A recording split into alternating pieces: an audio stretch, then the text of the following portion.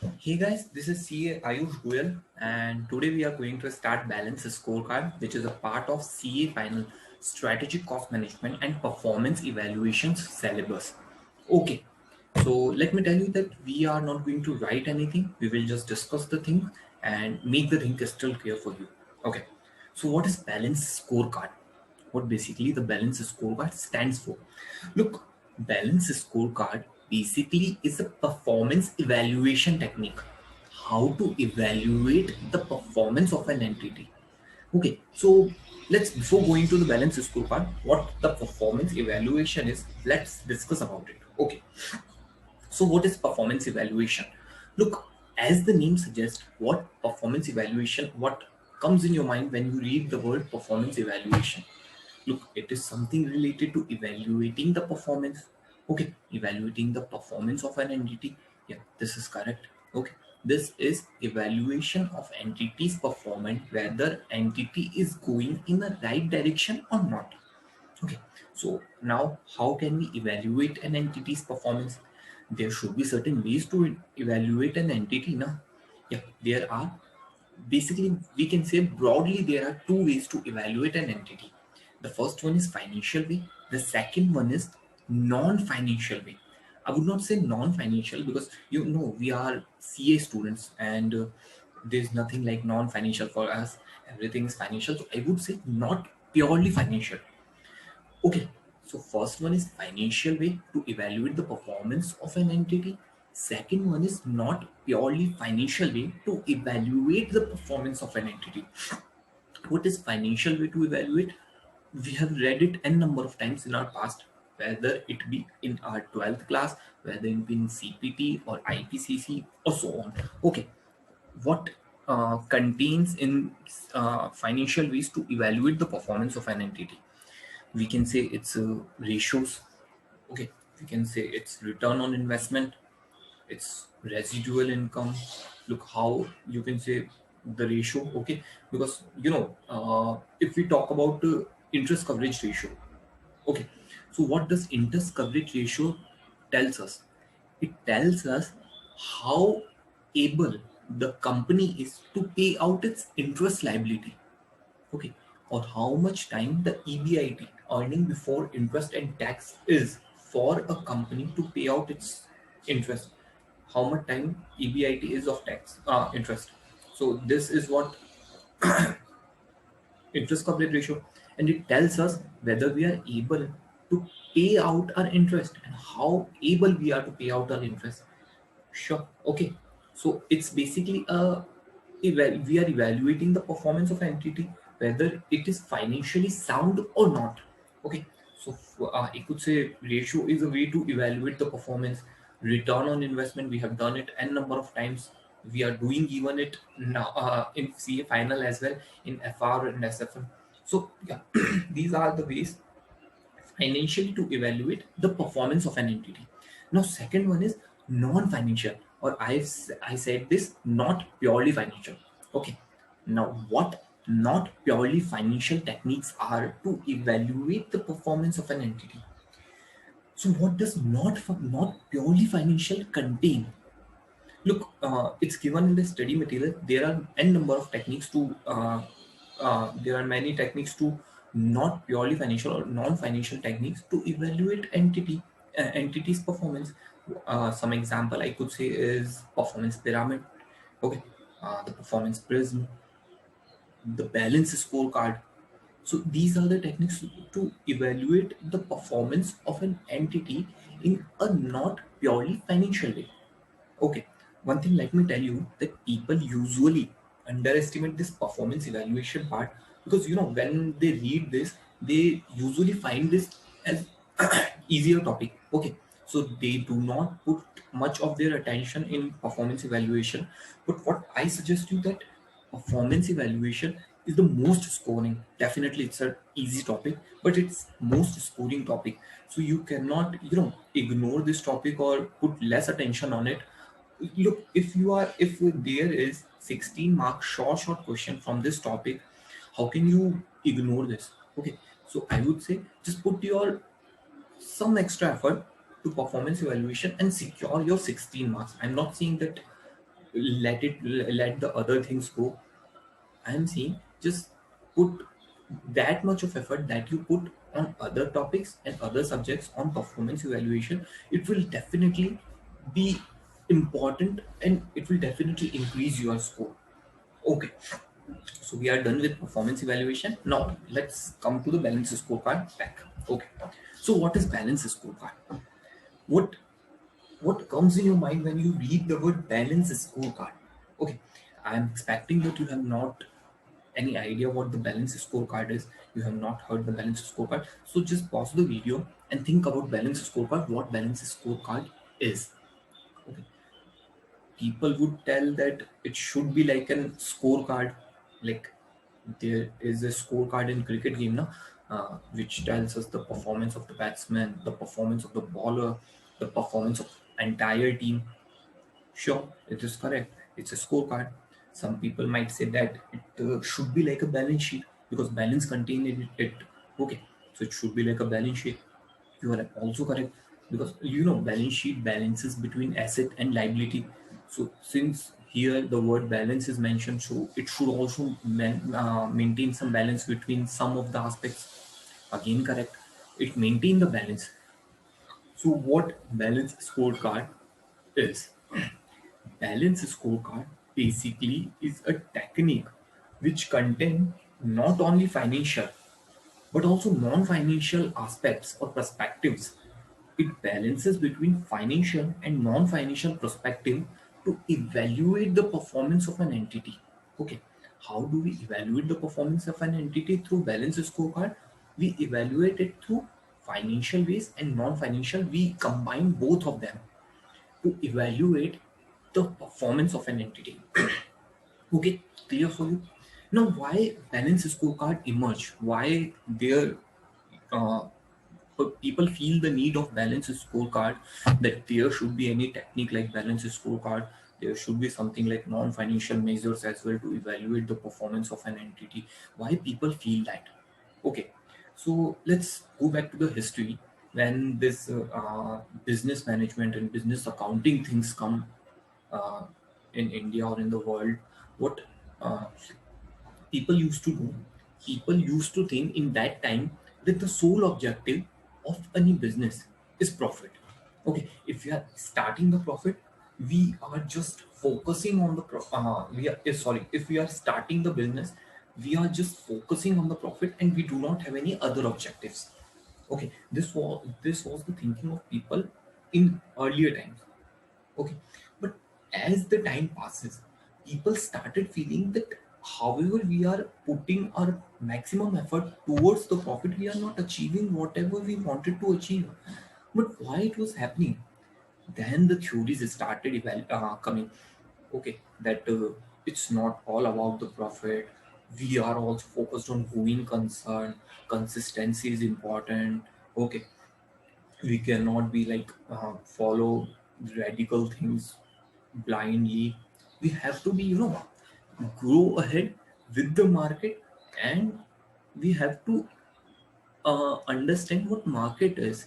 We cannot simply blindly follow the profit aspect.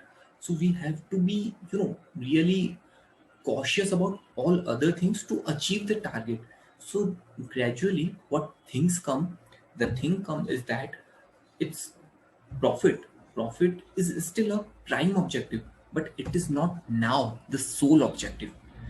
Okay, profit is definitely a prime objective.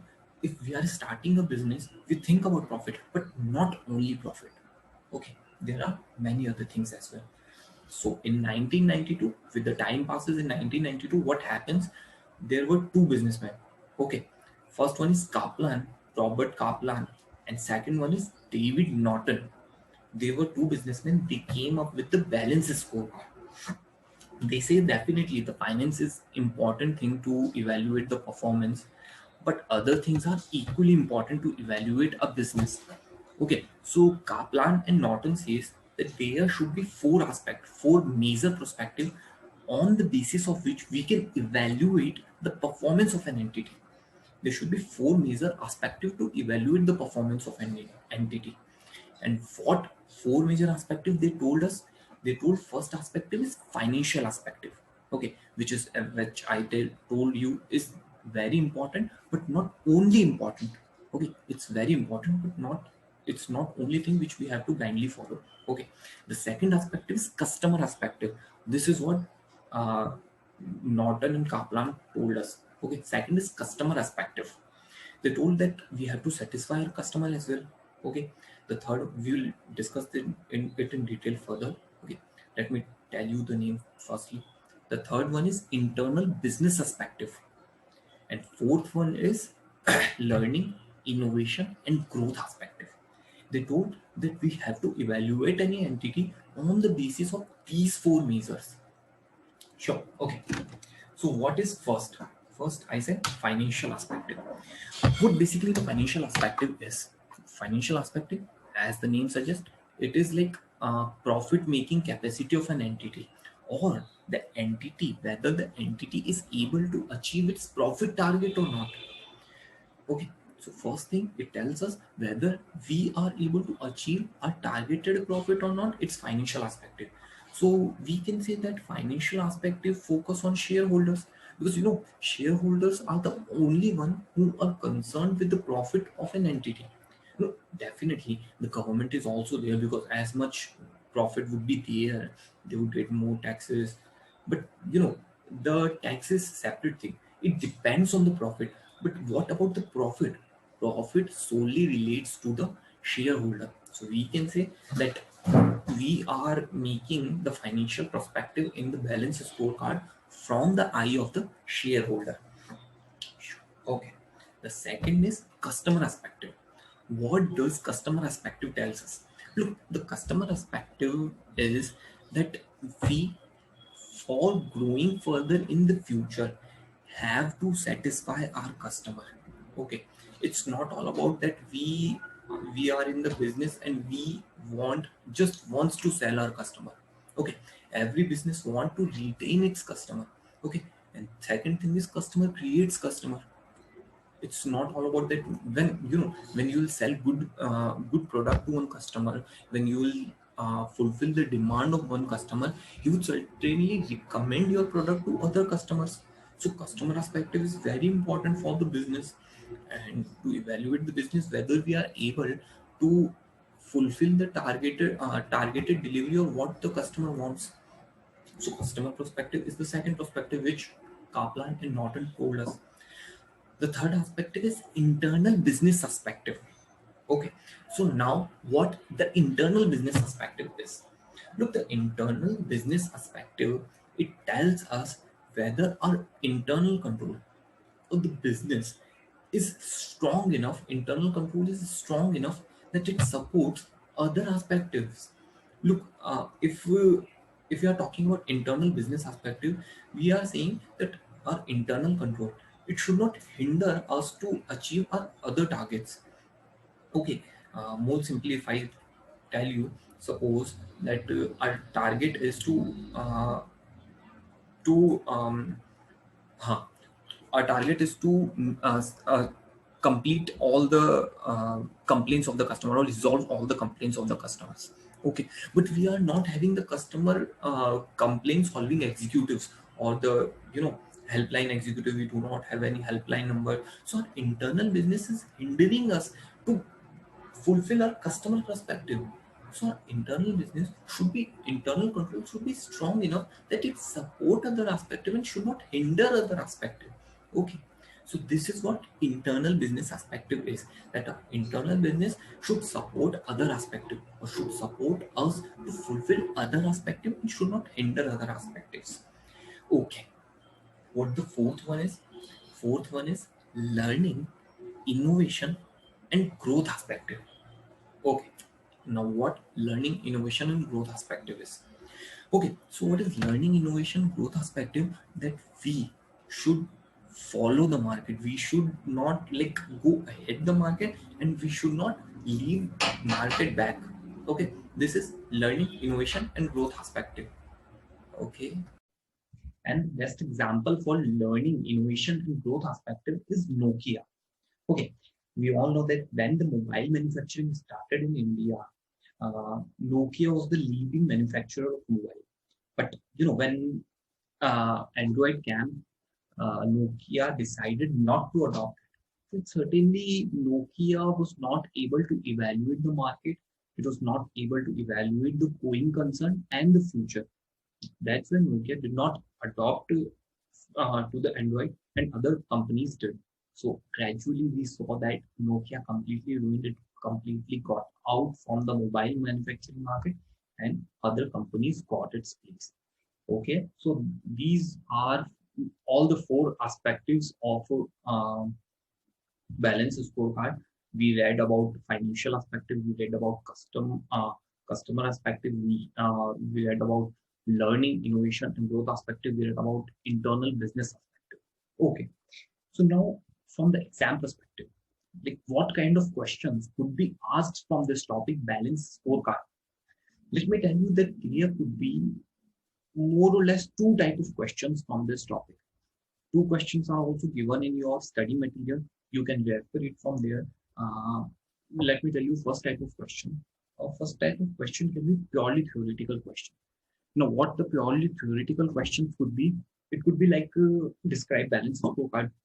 Okay, if they are asking this question, describe balance scorecard, one most important thing you need to write in the answer would be when it was when it came when this technique balance scorecard was initiated and by whom it was initiated. Okay, I told you in the early of the session that it was initiated in 1992 by two businessmen, Robert Kaplan and Mr. Norton. Okay, David Norton. So you have to write these names and the figure, the 1992, it was started in 1992 in your answer. You know, it's not important. Okay, to be very honest, it's not important writing. But in the theory question, when you write such a things, you will shine more than other aspirants, other candidates who are writing this answer, because you know all will write the same thing which is there in the study material that they have read, but there will be very few who will go to that depth that that these names are. It's not only applicable to balance scorecard, it's applicable to all the subjects and all the topics. Okay, so what you needed to do, you just needed to shine more than others, and you needed to find those ways in which you can outperform than someone else. So that's why I'm saying that you should write these things in the answer. It will certainly impress the examiner, and he would be certainly bind to give some additional marks to us. We can do everything for the marks, so it's all about the marks. Yeah, I think you should write these things in the examination. So I told you first type of question, it would be purely theoretical question, and you should write these things. What if they are asking what the balance scorecard is? Write a brief history about balance scorecard, why the balance scorecard started, what are the perspectives of balance scorecard, all the four perspectives. We can evaluate it from the four perspectives. The second type of question could be some practical and some theoretical. Okay, this question is given your study material.